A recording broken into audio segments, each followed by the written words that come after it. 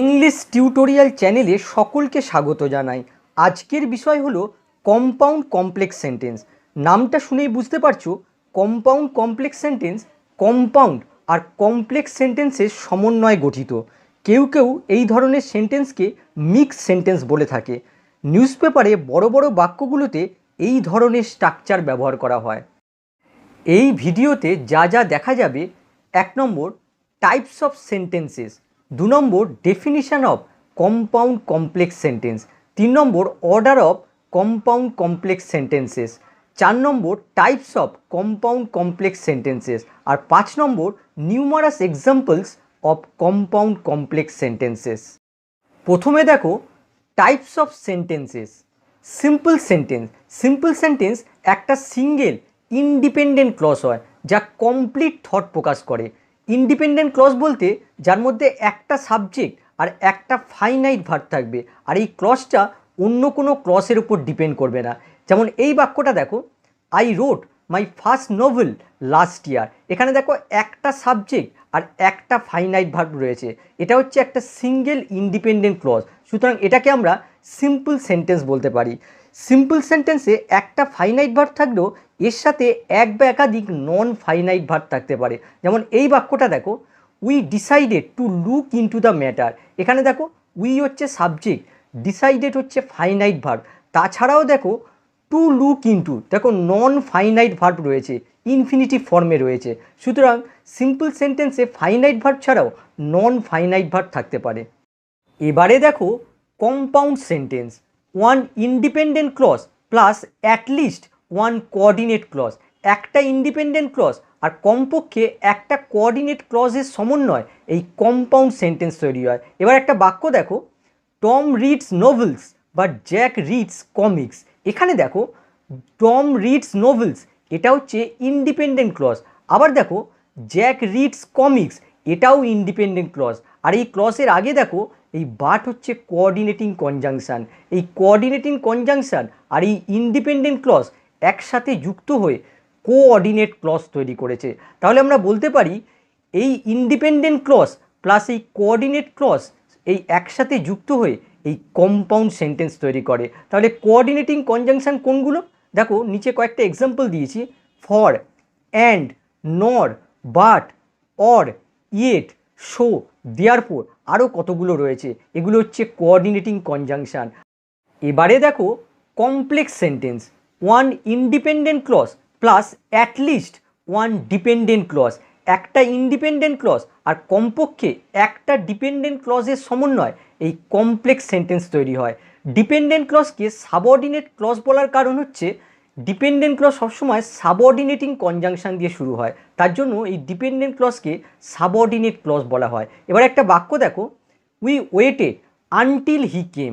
এখানে দেখো we waited, এটা হচ্ছে ইন্ডিপেন্ডেন্ট ক্লজ, আর আনটিল হি কেম এটা হচ্ছে ডিপেন্ডেন্ট ক্লজ। আবার দেখো এই ডিপেন্ডেন্ট ক্লজটা এই ভার্বটাকে মডিফাই করছে, তার জন্য এই ডিপেন্ডেন্ট ক্লজটা হচ্ছে অ্যাডভার্বিয়াল ক্লজ। আবার পরের বাক্য দেখো, my brother who completed his graduation is now working in a private sector.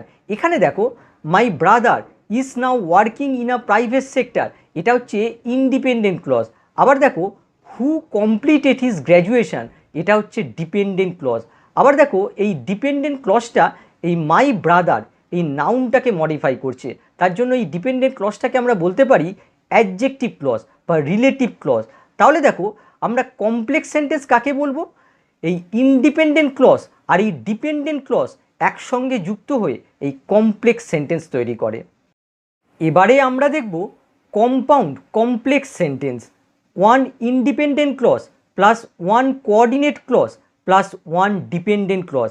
এখানে একটা বিষয় বলে রাখি, এই ক্লজগুলো একের বেশিও আসতে পারে।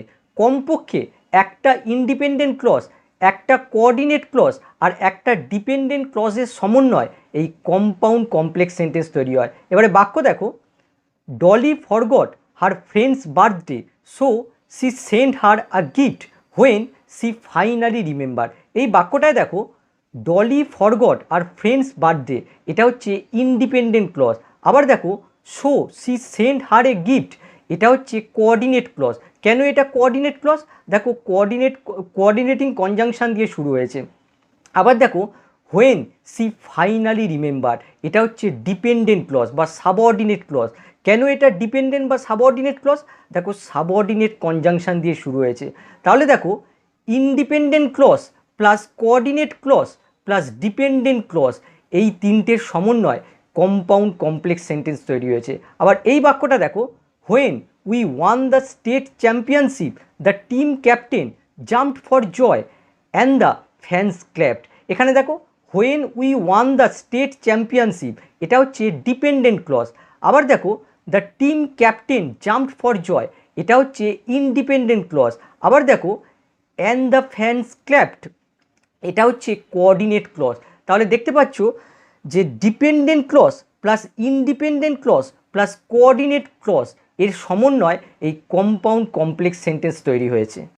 তাহলে দেখো এই বিষয়টা থেকে আমরা কম্পাউন্ড কমপ্লেক্স সেন্টেন্সের একটা ডেফিনিশন দিতে পারি। A compound complex sentence is a sentence that contains at least one independent clause, one coordinate clause and one dependent clause. Compound complex sentence হলো সেই ধরনের সেন্টেন্স যাতে কমপক্ষে একটা ইন্ডিপেন্ডেন্ট ক্লজ, একটা কোঅর্ডিনেট ক্লজ আর আরেকটা ডিপেন্ডেন্ট ক্লজ থাকবে। এবারে দেখো কম্পাউন্ড কমপ্লেক্স সেন্টেন্সের অর্ডারটা কেমন হয়। ফার্স্ট স্ট্রাকচার দেখো, প্রথমে থাকে ইন্ডিপেন্ডেন্ট ক্লজ, তারপরে থাকে কোঅর্ডিনেট ক্লজ, তারপরে থাকে ডিপেন্ডেন্ট ক্লজ। বাক্য দেখো, I was hungry but my fridge is empty because I forgot to go shopping. এখানে দেখো আই ওয়াজ হাংরি, এটা হচ্ছে ইন্ডিপেন্ডেন্ট ক্লজ। আবার দেখো but my fridge is empty, এটা হচ্ছে কোঅর্ডিনেট ক্লজ। আবার দেখো because I forgot to go shopping, এটা হচ্ছে ডিপেন্ডেন্ট ক্লজ। তাহলে দেখো এই ইন্ডিপেন্ডেন্ট, কোঅর্ডিনেট আর এই ডিপেন্ডেন্ট ক্লজের সমন্বয় এই কম্পাউন্ড কমপ্লেক্স সেন্টেন্স গঠিত হয়েছে। এবারে পরের স্ট্রাকচারটা দেখো, independent plus dependent plus coordinate. বাক্য দেখো, my fridge is empty because I forgot to go shopping but I am hungry. এখানে দেখো মাই ফ্রিজ ইজ এমটি, এটা হচ্ছে ইন্ডিপেন্ডেন্ট ক্লজ। আবার দেখো because I forgot to go shopping, এটা হচ্ছে ডিপেন্ডেন্ট ক্লজ। কেন এটা ডিপেন্ডেন্ট ক্লজ? দেখো এখানে দেখো সাবঅর্ডিনেট কনজাংশন দিয়ে শুরু হয়েছে। আবার দেখো বাট আই অ্যাম হাংরি, এটা হচ্ছে কোঅর্ডিনেট ক্লজ। কেন এটা কোঅর্ডিনেট ক্লজ? দেখো এটা কোঅর্ডিনেটিং কনজাংশন দিয়ে শুরু হয়েছে। পরের বাক্য দেখো, dependent plus independent plus coordinate. বাক্য দেখো, because I forgot to go shopping my fridge is MT but I am hungry. এখানে দেখো because I forgot to go shopping, এটা হচ্ছে ডিপেন্ডেন্ট ক্লজ। আবার দেখো মাই ফ্রিজ ইজ এমটি, এটা হচ্ছে ইন্ডিপেন্ডেন্ট ক্লজ।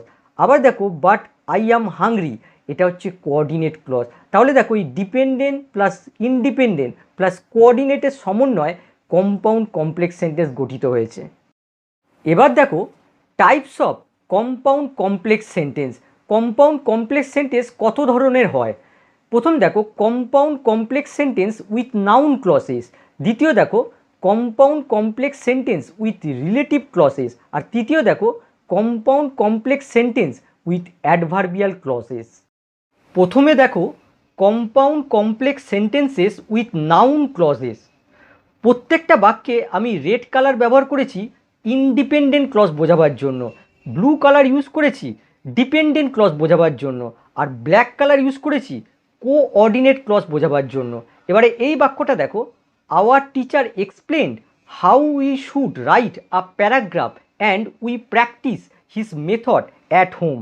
আমাদের শিক্ষক ব্যাখ্যা করেছিল কিভাবে আমাদের একটি অনুচ্ছেদ লিখতে হবে এবং আমরা বাড়িতে তার পদ্ধতি অভ্যাস করেছিলাম। এখানে দেখো আওয়ার টিচার এক্সপ্লেন, এটা হচ্ছে ইন্ডিপেন্ডেন্ট ক্লজ।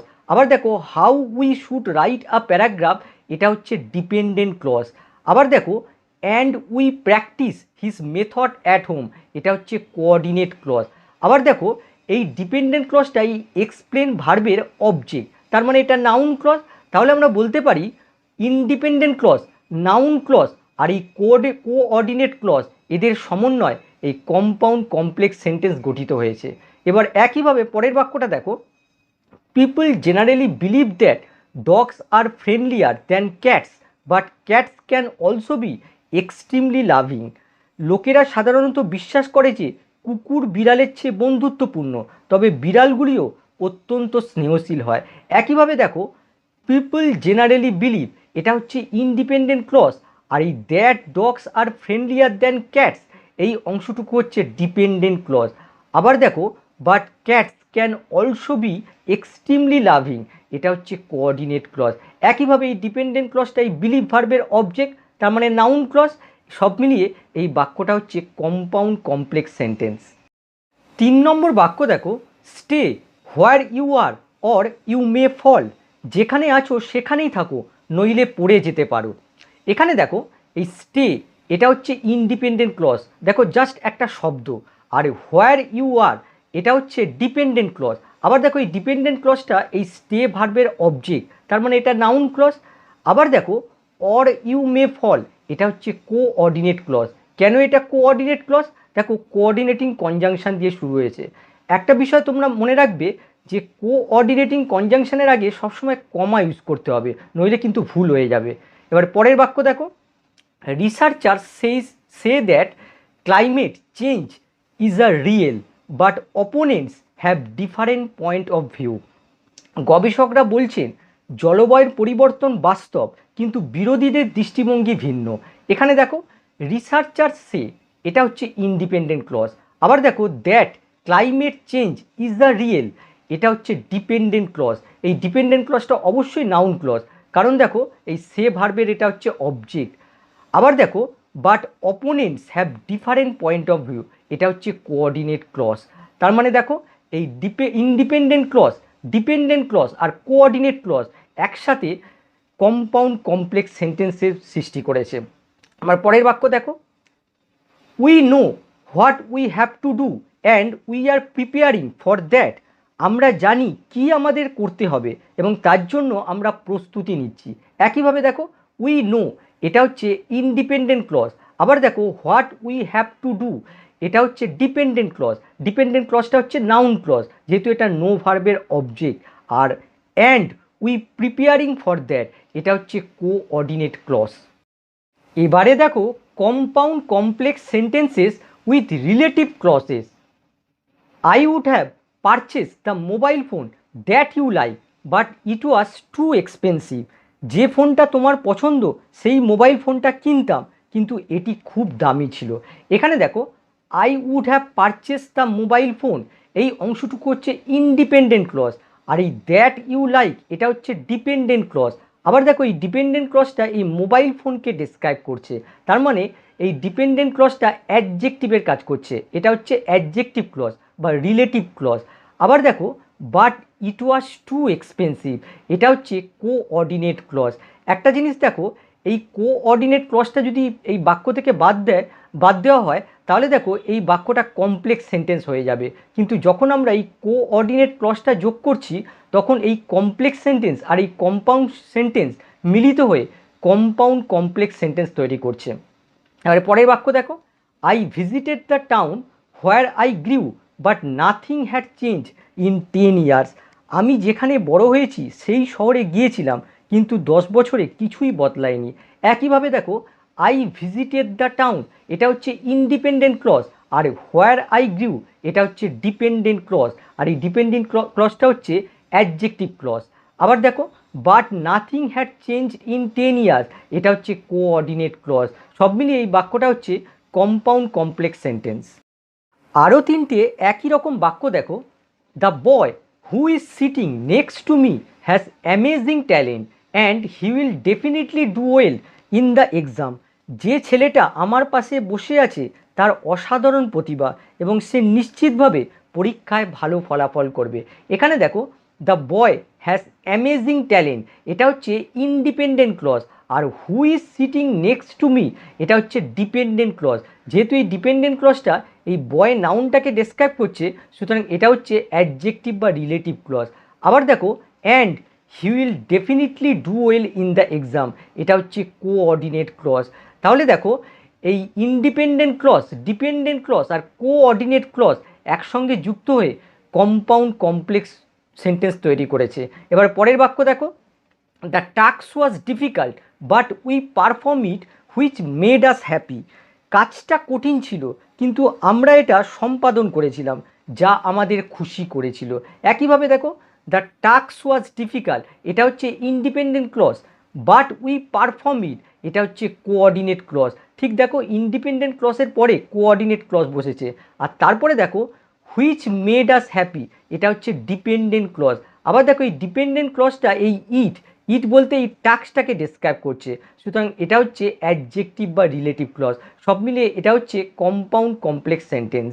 এবার পরের বাক্য দেখো, we decided to go to park but our children who like to watch movies were not ready.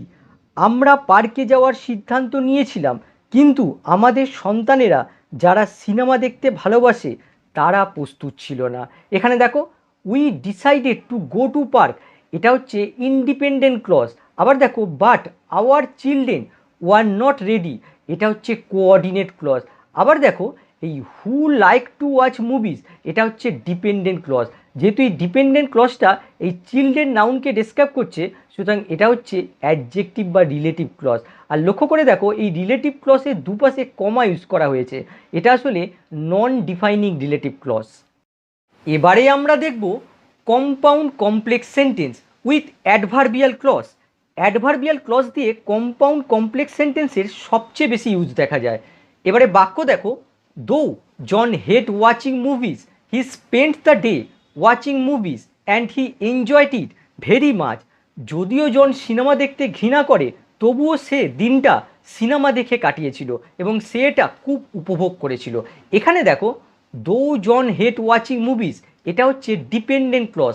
আর তোমরা জানো যে দো হচ্ছে সাবঅর্ডিনেটিং কনজাংশন, যেটা অ্যাডভার্বিয়াল ক্লজে ইউজ করা হয়। তার মানে এই ডিপেন্ডেন্ট ক্লজটা হচ্ছে অ্যাডভার্বিয়াল ক্লজ। তারপরে দেখো, he spent the day watching movies, এটা হচ্ছে ইন্ডিপেন্ডেন্ট ক্লজ। আর তারপরে দেখো, and he enjoyed it very much, এটা হচ্ছে কোঅর্ডিনেট ক্লজ। যেহেতু ডিপেন্ডেন্ট ক্লজটা বাক্যের শুরুতে বসেছে, তারপরে দেখো একটা কমা ব্যবহার করা হয়েছে। তাহলে দেখো, প্রথমে ডিপেন্ডেন্ট ক্লজ, তারপরে ইন্ডিপেন্ডেন্ট ক্লজ, আর তারপরে কোঅর্ডিনেট ক্লজ একসঙ্গে যুক্ত হয়ে কম্পাউন্ড কমপ্লেক্স সেন্টেন্স তৈরি করেছে। এবারে পরের বাক্য দেখো, as soon as I heard the news I called Dinesh and we made plans to enjoy the day. যেই মাত্র আমি খবরটা শুনলাম, আমি দিনেশকে ডাকলাম এবং আমরা দিনটা এনজয় করার পরিকল্পনা করেছিলাম। এখানে দেখো, as soon as I heard the news, এটা হচ্ছে ডিপেন্ডেন্ট ক্লজ। আর যেহেতু এই ডিপেন্ডেন্ট ক্লজটা এই যে ইন্ডিপেন্ডেন্ট ক্লজ আছে তার ভার্বকে মডিফাই করছে, সুতরাং এই ক্লজটাকে আমরা বলতে পারি অ্যাডভার্বিয়াল ক্লজ। তারপরে দেখো, আই কল দিনেশ, এটা হচ্ছে ইন্ডিপেন্ডেন্ট ক্লজ। আর তারপরে দেখো, and we made plans to enjoy the day, এটা হচ্ছে কোঅর্ডিনেট ক্লজ। সব মিলিয়ে এই বাক্যটা কম্পাউন্ড কমপ্লেক্স সেন্টেন্স।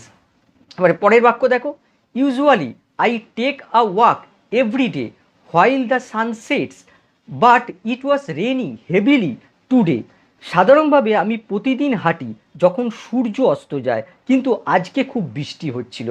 এখানে দেখো, usually I take a walk every day, এটা হচ্ছে ইন্ডিপেন্ডেন্ট ক্লজ। আর তারপরে দেখো, হোয়াইল দ্য সানসেটস, এটা হচ্ছে ডিপেন্ডেন্ট ক্লজ। যেহেতু এই ডিপেন্ডেন্ট ক্লজটা ইন্ডিপেন্ডেন্ট ক্লজের এই ভার্বকে মডিফাই করছে, সুতরাং এই ডিপেন্ডেন্ট ক্লজটা হচ্ছে অ্যাডভার্বিয়াল ক্লজ। আর তারপরে দেখো, but it was raining heavily today, এটা হচ্ছে কোঅর্ডিনেট ক্লজ। এই বাক্যটা হচ্ছে কম্পাউন্ড কমপ্লেক্স সেন্টেন্স। 4 নম্বর বাক্য দেখো, the dogs runs away but Alex is not worried because it was trend to find his home. কুকুরটা পালিয়ে গেছিল, কিন্তু অ্যালেক্স তার জন্য চিন্তিত নয়, কারণ কুকুরটিকে বাড়ি খুঁজে নেওয়ার জন্য প্রশিক্ষণ দেওয়া হয়েছিল। এখানে দেখো, দ্য ডগস রানস অ্যাওয়ে, এটা হচ্ছে ইন্ডিপেন্ডেন্ট ক্লজ। আর তারপরে দেখো, but Alex is not worried, এটা হচ্ছে কোঅর্ডিনেট ক্লজ। আর তারপরে দেখো, because it was trend to find his home, এটা হচ্ছে ডিপেন্ডেন্ট ক্লজ। যেহেতু ডিপেন্ডেন্ট ক্লজটা রিজন বোঝাচ্ছে, সুতরাং এটা হচ্ছে অ্যাডভার্বিয়াল ক্লজ। এবার পরের বাক্য দেখো, when the bell rang the students run to their classes and the teacher starts the lesson. যখন ঘন্টা বাজে, শিক্ষার্থীরা তাদের ক্লাসে ছুটে যায় এবং শিক্ষক পাঠ শুরু করে। এখানে দেখো, হোয়েন দ্য বেল র্যাং, এটা হচ্ছে ডিপেন্ডেন্ট ক্লজ। আর এই ডিপেন্ডেন্ট ক্লজটা যেহেতু বাক্যের শুরুতে রয়েছে, তার জন্য দেখো এখানে কমা বসেছে। আর এই ডিপেন্ডেন্ট ক্লজটা হচ্ছে অ্যাডভার্বিয়াল ক্লজ, যেহেতু এই ইন্ডিপেন্ডেন্ট ক্লজের যে ভার্ব আছে এই ভার্বটাকে মডিফাই করছে। আর এখানে দেখো the students run to their classes, এই অংশটুকু হচ্ছে ইন্ডিপেন্ডেন্ট ক্লজ। আর তারপরে দেখো and the teacher starts the lesson, এটা হচ্ছে কোঅর্ডিনেট ক্লজ। আর দেখো এই অ্যান্ড হচ্ছে কোঅর্ডিনেটিং কনজাংশন, আর তার আগে দেখো কমা বসেছে। এই বাক্যটা হচ্ছে কম্পাউন্ড কমপ্লেক্স সেন্টেন্স। এবার পরের বাক্য দেখো, Tom cried because the ball hit him and I apologised immediately. Tom কেঁদেছিল কারণ বলটা তাকে আঘাত করেছিল এবং আমি তৎক্ষণাৎ ক্ষমা চেয়েছিলাম। এখানে দেখো টম ক্রাইড, এটা হচ্ছে ইন্ডিপেন্ডেন্ট ক্লজ। আর তারপরে দেখো বিকজ দ্য বল হিট হিম, এটা হচ্ছে ডিপেন্ডেন্ট ক্লজ। আর এই ডিপেন্ডেন্ট ক্লজটা হচ্ছে অ্যাডভার্বিয়াল ক্লজ। আর তারপরে দেখো অ্যান্ড আই অ্যাপোলোজাইজড ইমিডিয়েটলি, এটা হচ্ছে কোঅর্ডিনেট ক্লজ। 7 নম্বর বাক্য দেখো, I waited till the restaurant closed but he never came. রেস্তোরাঁ বন্ধ হওয়া পর্যন্ত আমি অপেক্ষা করেছিলাম কিন্তু কখনোই সে আসেনি। এখানে দেখো আই ওয়েটেড, এটা হচ্ছে ইন্ডিপেন্ডেন্ট ক্লজ। আর তারপরে দেখো টিল দ্য রেস্টুরেন্ট ক্লোজড, এটা হচ্ছে ডিপেন্ডেন্ট ক্লজ। আর যেহেতু এই ডিপেন্ডেন্ট ক্লজটা এই ওয়েটেড এই ভার্বটাকে মডিফাই করছে, সুতরাং এটা হচ্ছে অ্যাডভার্বিয়াল ক্লজ। আমি অপেক্ষা করেছিলাম, আমি কতক্ষণ অপেক্ষা করেছিলাম, যতক্ষণ না রেস্টুরেন্ট বন্ধ হয়। তার মানে দেখো এই ডিপেন্ডেন্ট ক্লজটা এই ভার্বটাকে মডিফাই করছে, তার জন্য এটা হচ্ছে অ্যাডভার্বিয়াল ক্লজ। আর তারপরে দেখো বাট হি নেভার কেম, এটা হচ্ছে কোঅর্ডিনেট ক্লজ। তাহলে দেখো এই ইন্ডিপেন্ডেন্ট ক্লজ, ডিপেন্ডেন্ট ক্লজ আর এই কোঅর্ডিনেট ক্লজ একসাথে যুক্ত হয়ে কম্পাউন্ড কমপ্লেক্স সেন্টেন্স তৈরি করেছে। পরের বাক্য দেখো, I love fast food but I rarely it it because it is unhealthy. আমি ফাস্ট ফুড ভালোবাসি কিন্তু আমি খাই না কারণ এটা অস্বাস্থ্যকর। এখানে দেখো আই লাভ ফাস্ট ফুড, এটা হচ্ছে ইন্ডিপেন্ডেন্ট ক্লজ। আর তারপরে দেখো বাট আই রেয়ারলি ইট ইট, এটা হচ্ছে কোঅর্ডিনেট ক্লজ। আর তারপরে দেখো বিকজ ইট ইজ আনহেলদি, এটা হচ্ছে ডিপেন্ডেন্ট ক্লজ, কারণ বোঝাচ্ছে, সুতরাং এটা হচ্ছে অ্যাডভার্বিয়াল ক্লজ। তাহলে এটা হচ্ছে কম্পাউন্ড কমপ্লেক্স সেন্টেন্স। পরের বাক্য দেখো, since I did not sleep well last night I am disoriented this morning but I can't use this as an excuse. যেহেতু গত রাতে আমার ভালো ঘুম হয়নি তাই আজ সকালে আমি দিশাহারা, কিন্তু আমি এটাকে অজুহাত হিসেবে ব্যবহার করতে পারি না। এখানে দেখো since I did not sleep well last night, এটা হচ্ছে ডিপেন্ডেন্ট ক্লজ, অবশ্যই অ্যাডভার্বিয়াল ক্লজ, যেহেতু এই ভার্বকে মডিফাই করছে। আর এই ডিপেন্ডেন্ট ক্লজটা বাক্যের শুরুতে রয়েছে, তার জন্য দেখো কমা ইউজ হয়েছে। তারপরে দেখো I am disoriented this morning, এটা হচ্ছে ইন্ডিপেন্ডেন্ট ক্লজ। আর তারপরে দেখো but I can't use this as an excuse, এটা হচ্ছে কোঅর্ডিনেট ক্লজ। 10 নম্বর বাক্য দেখো, the baby was crying because she was tired but she could not sleep since it was noisy outside. শিশুটা কাঁদছিল কারণ সে ক্লান্ত ছিল কিন্তু বাইরে শোরগোল থাকায় সে ঘুমাতে পারেনি। এখানে দেখো দ্য বেবি ওয়াজ ক্রাইং, এটা হচ্ছে ইন্ডিপেন্ডেন্ট ক্লজ। আর তারপরে দেখো বিকজ সি ওয়াজ টায়ার্ড, এটা হচ্ছে ডিপেন্ডেন্ট ক্লজ, রিজন বোঝাচ্ছে, তার জন্য এটা হচ্ছে অ্যাডভার্বিয়াল ক্লজ। তারপরে দেখো but she could not sleep, এটা হচ্ছে কোঅর্ডিনেট ক্লজ। আর তারপরে দেখো since it was noisy outside, এটাও হচ্ছে ডিপেন্ডেন্ট ক্লজ। আর যেহেতু রিজন বোঝাচ্ছে, সুতরাং এটাও হচ্ছে অ্যাডভার্বিয়াল ক্লজ। তার মানে দেখো একটা ইন্ডিপেন্ডেন্ট ক্লজ, দুটো ডিপেন্ডেন্ট ক্লজ আর একটা কোঅর্ডিনেট ক্লজ নিয়ে কম্পাউন্ড কমপ্লেক্স সেন্টেন্স তৈরি করেছে। পরের বাক্য দেখো, if you want to go quickly go alone but if you want to go far go together. যদি তুমি দ্রুত যাও তাহলে একা যাও, কিন্তু যদি তুমি দূরে যাও তাহলে একত্রে যাও। এখানে দেখো if you want to go quickly, এটা হচ্ছে ডিপেন্ডেন্ট ক্লজ। আর তোমরা জানো যে ইফ দিয়ে যে কোনো ক্লজ শুরু হলে সেটা অ্যাডভার্বিয়াল ক্লজ হয়, তার মানে এটা হচ্ছে অ্যাডভার্বিয়াল ক্লজ। তারপরে দেখো গো অ্যালোন, এটা হচ্ছে ইন্ডিপেন্ডেন্ট ক্লজ। আর তারপরে দেখো বাট গো ফার, এটা হচ্ছে কোঅর্ডিনেট ক্লজ। আর তার মাঝখানে দেখো if you want to go far, এটাও ডিপেন্ডেন্ট ক্লজ। তার মানে দেখো এই দুটো ডিপেন্ডেন্ট ক্লজ আর একটা হচ্ছে ইন্ডিপেন্ডেন্ট ক্লজ আর একটা কোঅর্ডিনেট ক্লজ নিয়ে কম্পাউন্ড কমপ্লেক্স সেন্টেন্স তৈরি করেছে। পরের বাক্য দেখো, when there was no danger he feared and when there was no sorrow he waved. যখন কোনো বিপদ ছিল না তখন তিনি ভয় পেতেন এবং যখন কোনো দুঃখ ছিল না তখন তিনি কাঁদতেন। এখানে দেখো when there was no danger, এটা হচ্ছে ডিপেন্ডেন্ট ক্লজ। আর এই ডিপেন্ডেন্ট ক্লজটা অবশ্যই অ্যাডভার্বিয়াল ক্লজ, যেহেতু এই ইন্ডিপেন্ডেন্ট ক্লজের এই ভার্বটাকে মডিফাই করছে। আর এখানে দেখো হি ফিয়ার, এই অংশটুকু হচ্ছে ইন্ডিপেন্ডেন্ট ক্লজ। আর তারপরে দেখো অ্যান্ড হি ওয়েভ, এটা হচ্ছে কোঅর্ডিনেট ক্লজ। আর তার মাঝখানে দেখো হোয়েন দেয়ার ওয়াজ নো সরো, এটাও হচ্ছে ডিপেন্ডেন্ট ক্লজ। তার মানে দেখো এই বাক্যটাও এই দুটো ডিপেন্ডেন্ট ক্লজ, একটা ইন্ডিপেন্ডেন্ট ক্লজ আর আরেকটা কোঅর্ডিনেট ক্লজ নিয়ে তৈরি হয়েছে। 13 নম্বর বাক্য দেখো, even if the child is hungry he will never drink milk but he will always eat ice cream. এমনকি শিশুটা ক্ষুধার্ত থাকলেও সে কখনো দুধ খাবে না, কিন্তু সে সবসময় আইসক্রিম খাবে। এখানে দেখো even if the child is hungry, এটা হচ্ছে ডিপেন্ডেন্ট ক্লজ। অবশ্যই এই ডিপেন্ডেন্ট ক্লজটা অ্যাডভার্বিয়াল ক্লজ। তারপরে দেখো he will never drink milk, এটা হচ্ছে ইন্ডিপেন্ডেন্ট ক্লজ। আর তারপরে দেখো but he will always eat ice cream, এটা হচ্ছে কোঅর্ডিনেট ক্লজ। এই ডিপেন্ডেন্ট ক্লজ, ইন্ডিপেন্ডেন্ট ক্লজ আর কোঅর্ডিনেট ক্লজ একসাথে যুক্ত হয়ে কম্পাউন্ড কমপ্লেক্স সেন্টেন্স তৈরি করেছে। পরের বাক্য দেখো, জন ওয়াজ হাংরি শো কিংবা দেয়ার ফুড, যে কোনো একটা ইউজ করতে পারো। হি ordered a plate of biryani even though he had no money. জন ক্ষুধার্ত ছিল, সুতরাং সে 1 প্লেট বিরিয়ানি অর্ডার দিয়েছিল, যদিও তার কাছে কোনো টাকা ছিল না। এখানে দেখো জন ওয়াজ হাংরি, এটা হচ্ছে ইন্ডিপেন্ডেন্ট ক্লজ। আর তারপরে দেখো শো কিংবা therefore he ordered a plate of biryani, এটা হচ্ছে কোঅর্ডিনেট ক্লজ। আর তারপরে দেখো ইভেন দো হি হ্যাড নো মানি, এটা হচ্ছে ডিপেন্ডেন্ট ক্লজ। পরেরটা দেখো, you know that this ideas are not supported by science but you still insist on them as if your life depends on it. তুমি জানো যে এই ধারণাগুলো বিজ্ঞান দ্বারা সমর্থিত নয়, কিন্তু তুমি এখনও তাদের ওপর জোর দাও যেন তোমার জীবন এটির ওপর নির্ভর করছে।